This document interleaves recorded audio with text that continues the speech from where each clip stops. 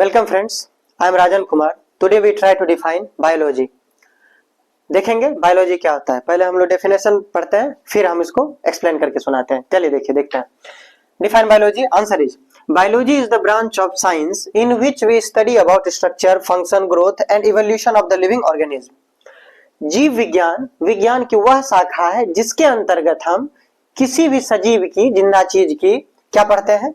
Structure, उसकी संरचना कैसी है, फंक्शन, उसके अंदर में फंक्शनिंग कैसे होता है, कार्य कैसे होता है, ग्रोथ, उसके अंदर में ग्रोथ कैसे होता है, उसका ग्रोथ कैसे होता है, एंड इवोल्यूशन, और वह अपने आप को विकसित कैसे किया, उसके अंदर विकास कैसे हुआ, कैसे परिवर्तन हुआ, ये हम लोग किसमें पढ़ते हैं? बायोलॉजी में। अब देखिए, इसको अच्छे से समझते हैं, ध्यान दीजिए। जैसे क्या, कोई भी जो जिंदा चीज है, जिंदा चीज लिविंग ऑर्गेनिज्म मतलब जो सांस लेता हो, खाता हो, मूवमेंट होता हो, जैसे आदमी, चिड़िया, पक्षी, वो सभी क्या है? लिविंग थिंग्स है, जिंदा चीज है। वो जो सभी है लिविंग ऑर्गेनिज्म। लेकिन जैसे मार्कर, ना ही ये खाता है ना, ना ही ये वृद्धि करता है, साथ है ना, अभी इतना है कल इतना हो जाएगा, ना ही ये वृद्धि करता है ना, ना ही इसमें मूवमेंट होता है। ऐसे रख देंगे तो ऐसा ही रहेगा, वो बात अलग है, भूकंप आ जाएगा तो कुछ वैसा हो जाए, लेकिन नॉर्मली अगर ये ऐसा रहे तो ये ऐसा ही रहेगा जब तक इस पर कोई एक्स्ट्रा फोर्स अप्लाई नहीं करेंगे। तो मतलब क्या, ये हो गया नॉन लिविंग थिंग्स। इसके बारे में नहीं पढ़ेंगे हम लोग, क्या पढ़ेंगे? लिविंग थिंग्स के बारे में बायोलॉजी में। क्या कि इसके अंदर हम देखेंगे कि कोई भी जो जीवित चीज है उसका स्ट्रक्चर कैसा है। मतलब जैसे आदमी है, आदमी को क्या, दो हाथ है, दो पांव है, ये आदमी का स्ट्रक्चर हुआ। फिर क्या, पक्षी का स्ट्रक्चर अलग है, दो पांव तो है लेकिन क्या, उसको क्या, दो हाथ नहीं है, दो पंख है उसको, तो वो उसका स्ट्रक्चर हो गया। और हम लोग क्या देखेंगे, वो जो जिंदा चीज है उसके अंदर क्या फंक्शन कैसे होता है, मतलब कोई चीज क्या उसके अंदर फंक्शनिंग कैसे होता है, क्या वजह है कि हम लोग खाए यहाँ पे और जाके किस वजह से, किस फंक्शन की वजह से खाए हम लोग यहाँ पे और बॉडी बन गया यहाँ पे। तो ये जो चीज है ये हम लोग देखेंगे बायोलॉजी में। उसके अंदर ग्रोथ कैसे होता है ना, उसके अंदर ग्रोथ कैसे होता है। जैसे कि क्या वजह है कि जो प्रोटीन लोग खाते हैं, है ना, जो ज्यादा मीट वगैरह खाएंगे, अंडा खाएंगे, उनका बॉडी क्या ज्यादा ग्रोथ हो जाएगा, है ना, ज्यादा। जैसे पहलवान वगैरह सब ज्यादा ये प्रोटीन वगैरह का यूज करते हैं, जिससे क्या उनका बॉडी क्या बहुत मस्कुलर हो जाता है। लेकिन क्या जो नॉर्मल है, जो सामान्य भोजन करते हैं, वो क्या, वो पूरा उनका बॉडी सामान्य रहेगा।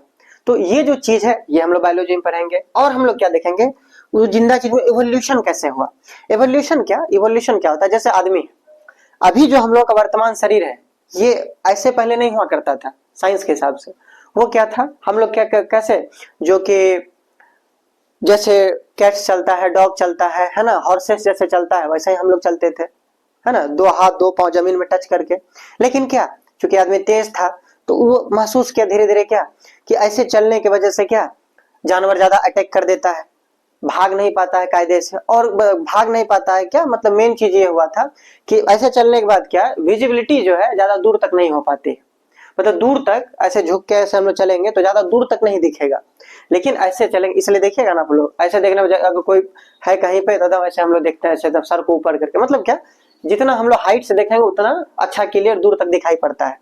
तो इसलिए क्या, आदमी को लगा क्या ऐसे चलने में ज्यादा समस्या हो रही है ना, ऐसे चलने के बाद जानवर ज्यादा अटैक कर देता है, दूर तक देख नहीं पाते हैं। आदमी धीरे धीरे अपने आप को उठाना का प्रयास किया, धीरे धीरे धीरे उसका पीठ उठ गया और अभी हम लोग ये शेप में है, तब आदमी को दूर तक दिखने लग गया।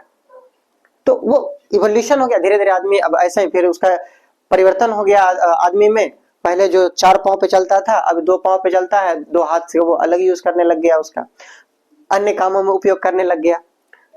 अब हुआ इसमें ये कि मतलब क्या, उसका इवोल्यूशन हम लोग क्या पढ़ेंगे कि आदमी का जो है, किसी लिविंग ऑर्गेनिज्म का इवोल्यूशन कैसे हुआ, है ना, क्या वजह है इवोल्यूशन। ऐसा भी समझिए कि जो जो अपना बियर है, क्या वजह, जो नॉर्मल भालू है हमारे एरिया का, है ना, उसके शरीर पर उतना फर नहीं होगा, लेकिन जो पोलर बियर है उसके शरीर पर ज्यादा फर होगा, रुआं होगा, बाल होगा। क्यों? इवोल्यूशन के क्रम में ऐसा हुआ, है ना। इनिशियल पीरियड पे जो भालू है, भालू तो भालू होगा, लेकिन क्या, वो भालू, जो भालू का जो मेन एक खास जो ब्रीड है, वो आ गया किसी खास इलाके में तो उसके शरीर पे ज्यादा बाल नहीं हुआ, गर्म इलाके में आ गया तो ज्यादा बाल नहीं हुआ, है ना। ठंडे इलाके में चले गया तो ऑटोमेटिक शरीर पे बहुत ज्यादा क्या, फर, बाल क्रिएट हो गया, जिसकी वजह से क्या, ठंड से वो बच सके। तो ये जो चीज है यही हम लोग क्या पढ़ते हैं, बायोलॉजी में पढ़ते हैं। तो उम्मीद है आप लोगों को समझ आ गया होगा एंड थैंक्स फॉर वॉचिंग।